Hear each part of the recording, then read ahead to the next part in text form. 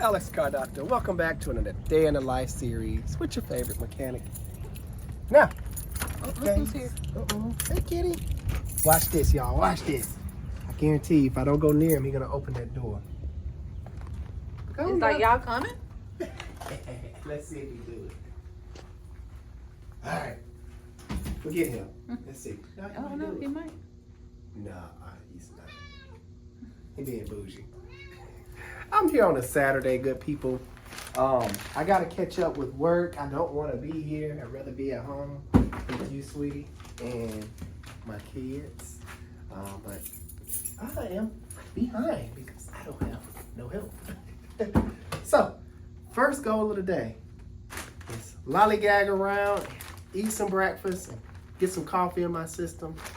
Then you're gonna follow me around. I'll tell you the rest. All right, good people. I'm through lollygagging. Got my stretches out right now. Ready for work. All right, first off, man, this is a story, guys. Let me briefly touch bases on this thing.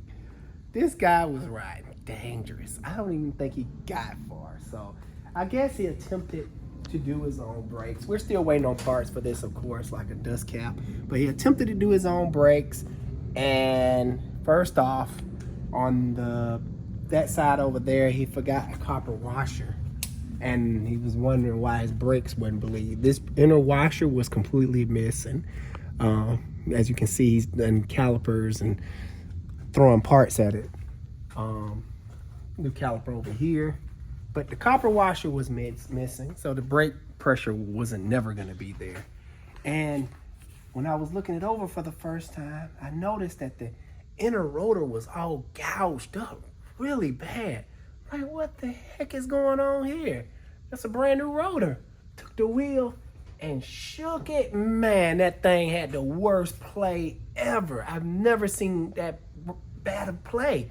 I'm like, whoa, what is going on? So after getting everything apart, I'm looking for the rotor so I can give you guys an example. You know, I like to show and tell. Let me try to find that, sweetie, so I can actually show y'all. I got to find out what Raphael played. I found it. Perfect example. All right. This kind of rotor is like an old school style stuff. They don't use this type of design anymore, but the rotor is the hub or bearing assembly. So meaning they have races in here. An outer bearing fits right here. And you turn it over. Another bearing fits, and the inner bearing fits right here. Then followed by a grease seal. So you can see how this is all scored up. Very gouged, right? When my guy took it off, the bearing was up front. No bearing in the back. I'm like, man, never seen that. So I guess he was just leaving parts off left and right. Very dangerous. So let that be a lesson, guys. If you've never done that, or if you don't understand how something works, please don't attempt it. You must attempt it to save money. I understand. Watch tons of YouTube videos. That'll get you straight every time. My goal for today, I know I said I was going to talk about it inside the shop. I already met my first goal, lollygag and drink my coffee and stuff. Is finish snatching this engine out because we have it. I only have like a couple more bolts. I'm gonna try to snatch the engine out without removing the transmission too. I don't know how that's gonna work. You know, there's a problem child every week, and introducing my problem child of the week is a Charger, 07 Charger to be exact, I think. Matter of fact, this is the problem child bay. I'm gonna call it that. It's horrible, man, horrible. Put this engine in the car. It was tapping. The warranty company is gonna pay me again. Of course, pennies on a dollar. Not gonna get paid much, but they sent this. This is the problem with used engines. I don't like how some of these used engines come in, and this is a prime example.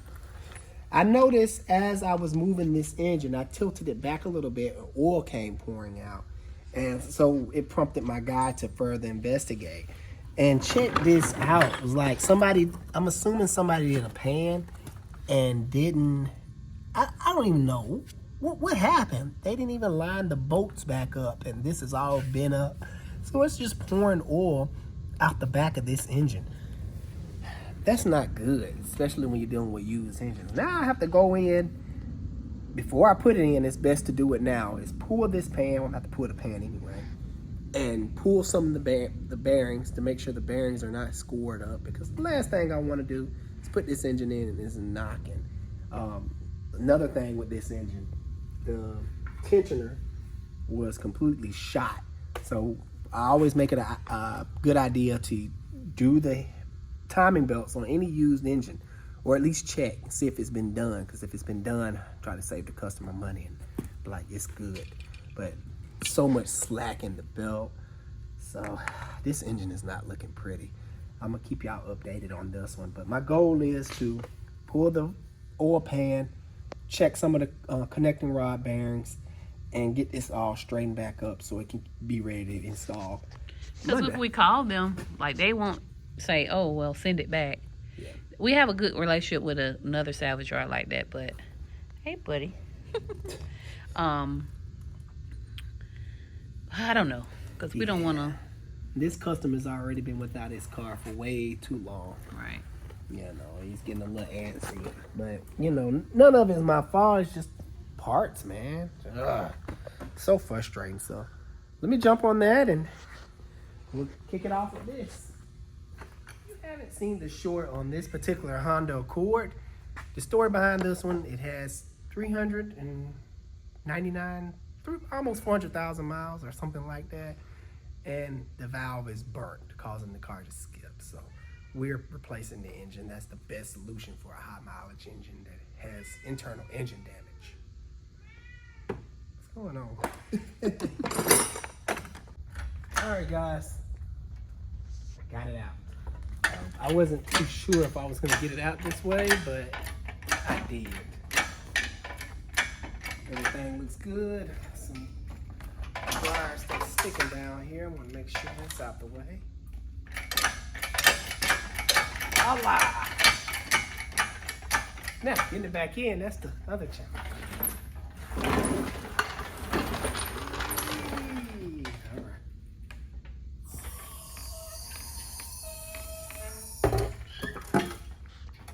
All right, goal number one, complete.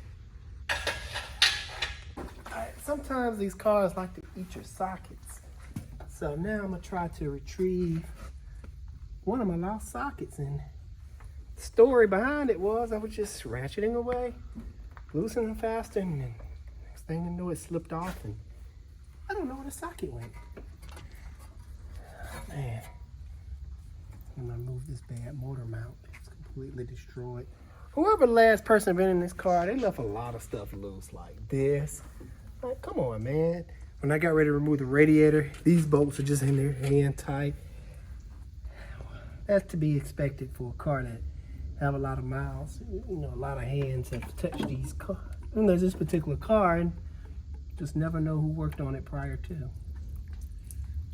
All right, and my socket is coming up. Nothing. I need to find that socket. I refuse to let this thing have my socket. Guys, after looking for what, 20 minutes with it? Yeah. For my socket. Start doing something else. You did. I just gave up. I was like, you know what, forget it. I'm about to go wash my hands, get started on the next job. I was like, let me look one more spot. Look where I found it.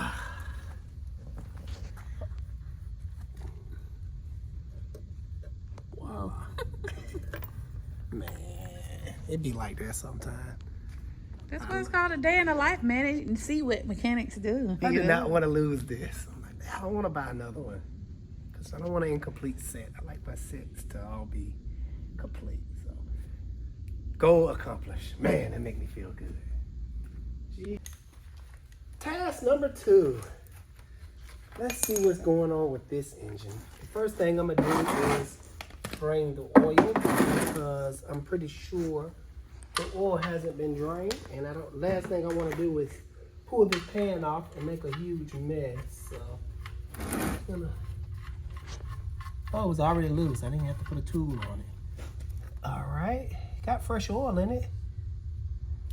Looks decent. No oil in it. All right. Just had to make sure. Now, I don't know if I already covered this, but the reason I'm inspecting this engine because the last thing I want to do is put it in and it's knocking or ticking again, and I have to tell the customer even more bad news. Just imagine that phone call, man. It'd be horrible. I'm actually gonna call them today to follow up with them about where we are in the process and Cool. what Just we're doing. let them know what happened and all that good stuff. All right, I'm gonna flip the engine up on its back side.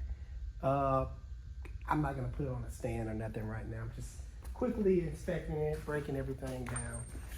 All right, nice and easy now, Alex. Real quick, remember I told you guys my husband likes to treasure dive in trash?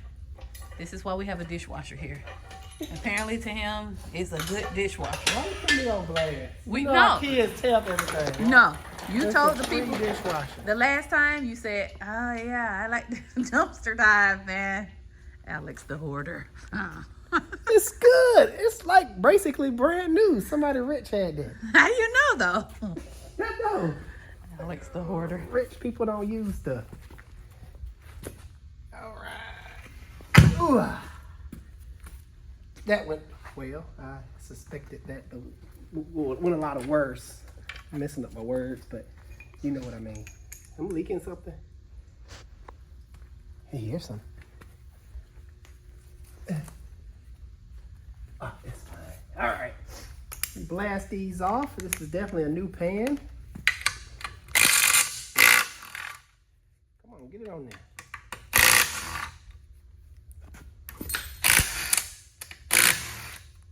Somebody definitely impacted these on. Hard. It's not supposed to be that tight.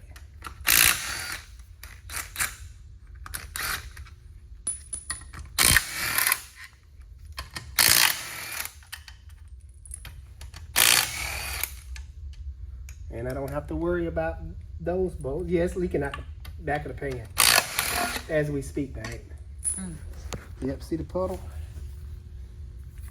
Shine your light. Let's see. Yeah, that's what was pouring out when I heard something.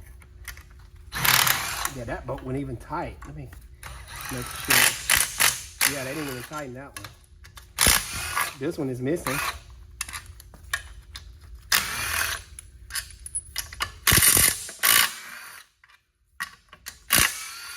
And I wonder what I'm gonna find.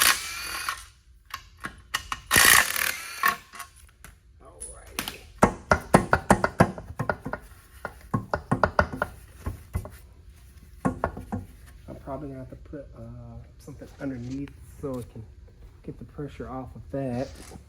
Oh, this piece of wood. Oh, too thick. All this stuff I got laying around, I can't find nothing. There we go. Maybe. Yep, it worked.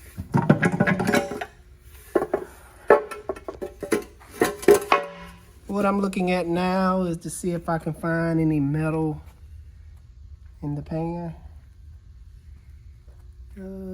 She looks good.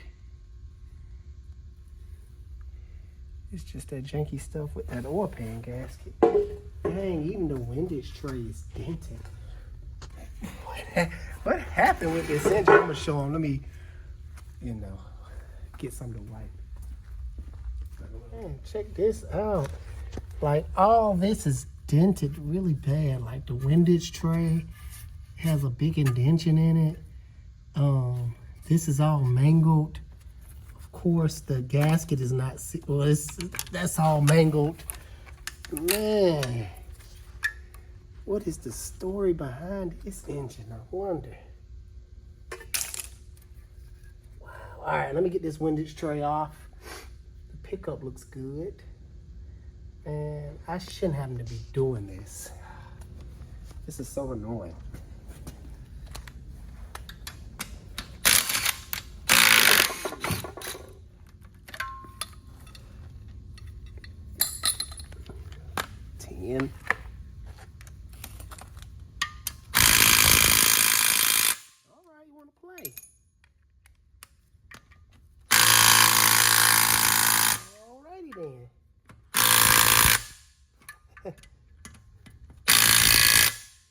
It's dead. Let me go get a fresh battery because I know my snap-on can pull off a 10. If I can take it back. Here we go. Come on, snap-on. Don't let me down on camera now. Have faith in me. Let me down on camera. How about that? Got a backup plan, though. Good old ratchet. Woo! All right.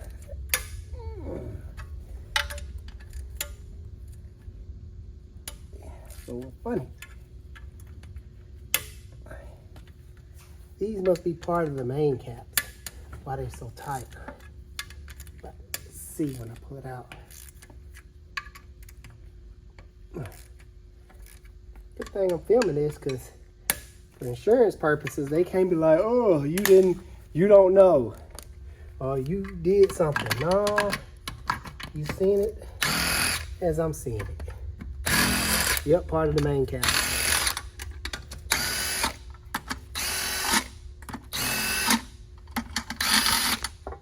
This is a 6-bolt main engine. Ooh, pretty sweet.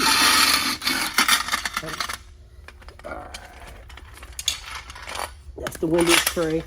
The windage tray is not supposed to be bent up like that. Something has been scraping it, like the engine itself. All right. Let's see. Get my rag again.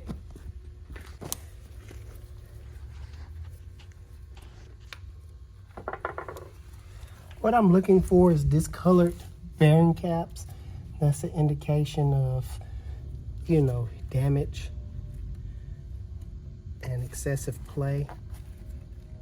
It's okay for up and down play. I'm gonna go ahead and start removing them just to be on the safe side, and I'll just go back in and torque them down. But everything looks good. I can definitely tell that bearing cap bolt was hitting the windage tray because there's some damage right there. So this engine probably sounded like crap when it was running. They probably thought it was bad and they probably just junked the car, especially because it was pissing oil and, excuse my language. Yeah. Okay. Let's take off the bearing caps. Pulling the first one off, the bearing stayed connected. Ooh, this is a lot of damage. Yeah, I'm not happy with that. Oh, that's horrible. And I'm not about to rebuild an engine that's supposed to, you know, be good out the box, you know? That is too much scoring. That looks very rough. You can see some deep gouging right there. This engine is gonna make noise. Looking at the crank, look, it's supposed to be a nice polished area. Look at that. Dang, man, and we don't put a timing belt and everything. Let me continue to pull them off.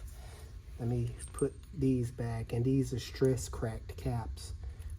I like this design, meaning. So we're not gonna install this, right? No. The customer is gonna be like, man, I can't catch a break. So these stress cracked caps, they come, you have to put them on exactly how they came off, because they actually, there was one piece and they just broke it. It's weird. So every cap got their own little fingerprint. So they have to go back on exactly how you pulled them off. And of course torqued, but at this point of time, guys, this engine is gonna tap and make noise. I'm not putting this in.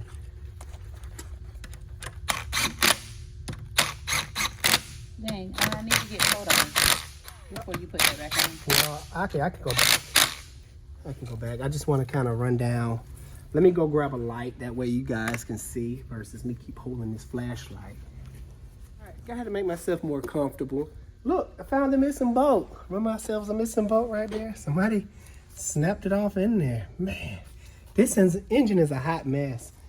At this point, if I wasn't filming, I would have just went ahead and stopped and, you know, called the warranty company and went from there. But I'm curious, and I'm pretty sure you guys are curious what the rest of the bearings look like, right? Let's continue. Maybe it's just on that one. Oh my gosh. Yeah, this one is not looking healthy neither. Jeez, what did this engine go through? It had to starve of oil, like I mentioned before. Now, of course, guys, I'm going to show you one that looks good. Like, this is not good. The pitting, the scoring on the crank. Like, well, this one is not that bad, but it should be polished, and it's not. The stuff that you run into with used engines, man, that's why it's important to look at the signs of, man, this bearing cap, man, it's not even fitting right. Look at that. It's like, it's the wrong bearing cap or something. Is it me or? Maybe it's been rebuilt before at the bottom, huh? Somebody definitely been in here. Like, somebody was in here messing around.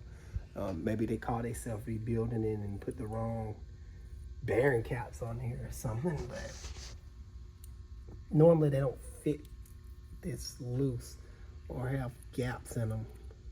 Yeah, this this engine is a mystery.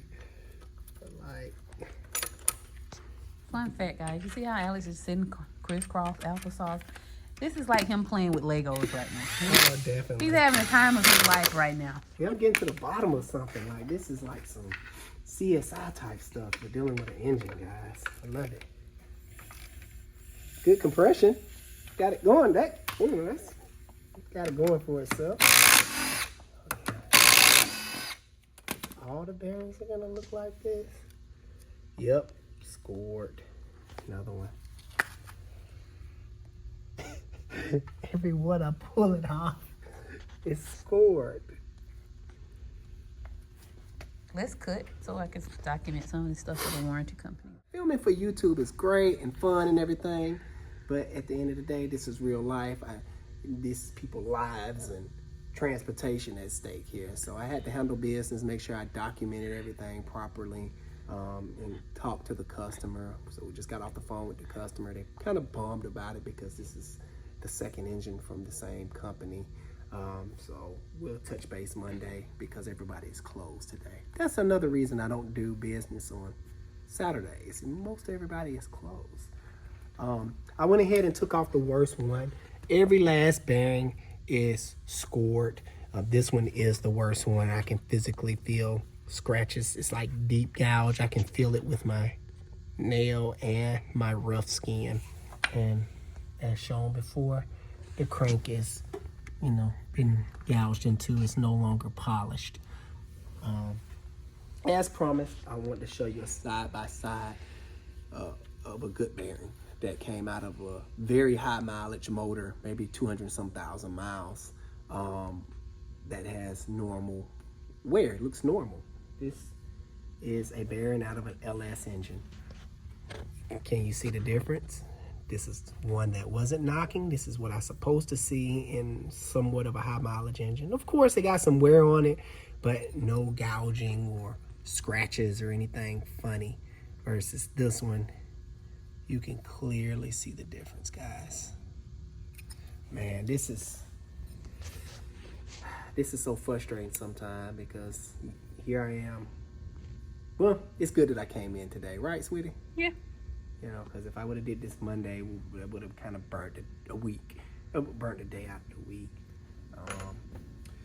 Well, I kind of finished this up a little bit ahead of schedule. I was expecting to spend a little bit more time with this particular engine, meaning getting everything back together and prepped, but I'm at a standstill, guys. Yeah, forget this engine. Oh.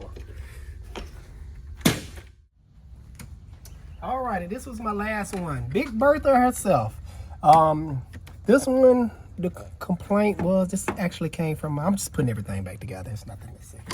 The complaint was it was idling too high, and they replaced the idle air control valve and did some other stuff to it, and my cousin took it to another shop. And he had it where it had no power.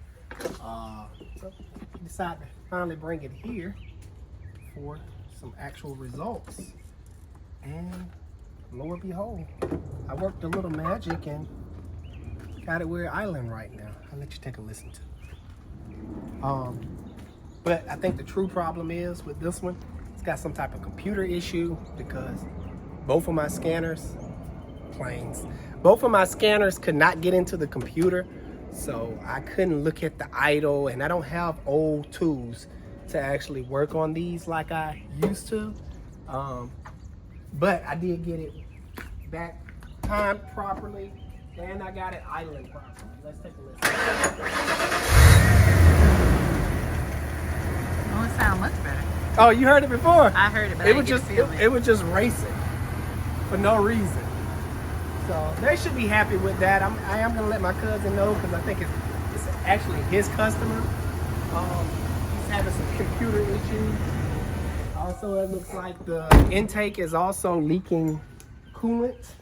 So probably gonna need an intake. And last but not least, it's probably gonna need the wires look through and through really good because it looks like I saw signs of rodents. So a rodent could have went in and chewed an important wire or something.